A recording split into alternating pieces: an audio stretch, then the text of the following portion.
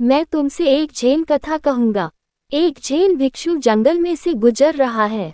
अचानक वह सजग हो जाता है कि एक शेर उसका पीछा कर रहा है, इसलिए वह भागना शुरू कर देता है।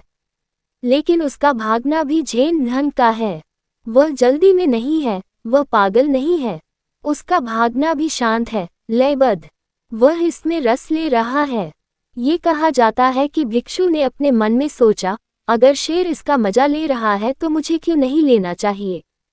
और शेर उसका पीछा कर रहा है। फिर वह ऊंची चट्टान के नजदीक पहुंचता है। शेर से बचने के लिए ही वह पेड़ों की डाली से लटक जाता है। फिर वह नीचे की ओर देखता है, एक सिंह घाटी में खड़ा हुआ है, उसकी प्रतीक्षा करता हुआ।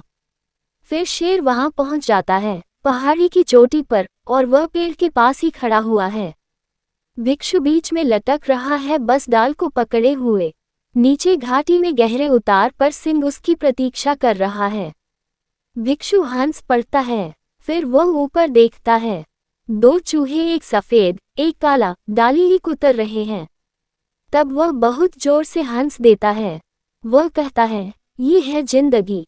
दिन और रात, सफेद और काले चूहे काट रहे हैं, और जहां मैं जाता हूं मौत प्रतीक्षा कर रही है।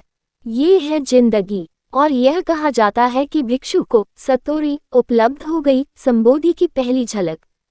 ये है जिंदगी। चिंता करने को कुछ है नहीं, चीजें इसी तरह है। जहां तुम जाते हो मृत्यु प्रतीक्षा कर रही है, और अगर तुम कहीं नहीं भी जाते तो दिन और रात तुम्हारा जीवन काट रहे हैं।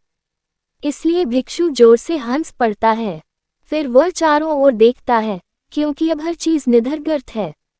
अब कोई चिंता नहीं। जब मृत्यु निश्चित है तब चिंता क्या है। केवल अनिश्चितता में चिंता होती है। जब हर चीज निश्चित है, कोई चिंता नहीं होती है। अब मृत्यु नियति बन गई है। इसलिए वह चारों ओर देखता है, ये जानने के लिए कि इन थोड़ी सी आखिरी घड़ियों का आनंद कैसे उठाया जाए। उसे होश आता है कि डाल के बिल्कुल निकट ही कुछ स्ट्रॉबेरीज हैं, तो वह कुछ स्ट्रॉबेरी तोड़ लेता है और उन्हें खा लेता है।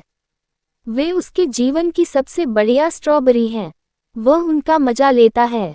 और ऐसा कहा जाता है कि वह उस घड़ी में संबोधि को उपलब्ध हो गया था। वह बुद्ध हो गया क्योंकि मृत्यु के इतना निकट होने पर भी वह कोई जल्दी में नहीं था। वह स्ट्रॉबेरी में रस ले सकता था। वह मीठी थी, उसका स्वाद मीठा था। उसने भगवान को धन्यवाद दिया। ऐसा कहा जाता है कि उस घड़ी में हर चीज खो गई थी, वह शेर, वह सिंह, वह डाल, वह स्वयं भी।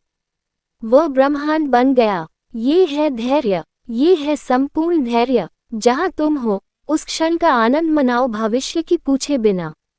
कोई भविष्य मन में नहीं होना चाहिए।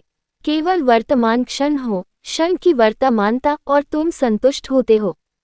तब कहीं जाने की कोई आवश्यकता नहीं है।